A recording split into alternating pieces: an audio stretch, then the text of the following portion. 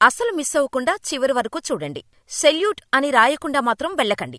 ఈ రోజుల్లో సైకిల్ తొక్కే పోలీసులను ఎక్కడైనా చూశారా?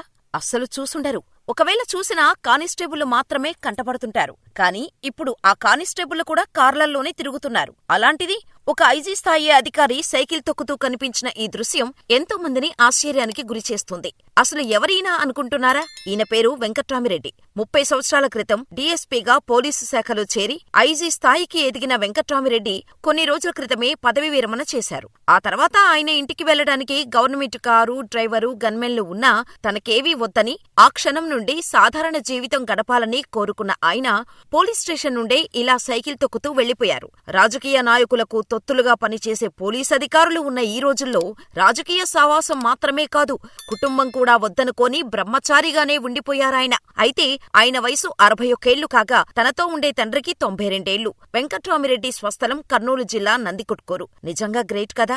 ఈ రోజుల్లో అది మన చుట్టూ ఇలాంటి గొప్పవాళ్లు కూడా ఉన్నారా అనే విధంగా ఉంది వెంకట్రామిరెడ్డి గారి తీరు. మరి మీరేమంటారు? కామెంట్ చేయండి. తప్పకుండా ఆయనకు సెల్యూట్ చేసి వెళ్ళండి. ప్రేమ, పెళ్లి, ఉద్యోగం, ఆరోగ్యం ఏ సమస్యలైనా కేవలం మీ ఫోటో మరియు చెయ్యి చూసి జ్యోతిషం చెప్పబడును. ఈ కింది నెంబర్ను సంప్రదించండి.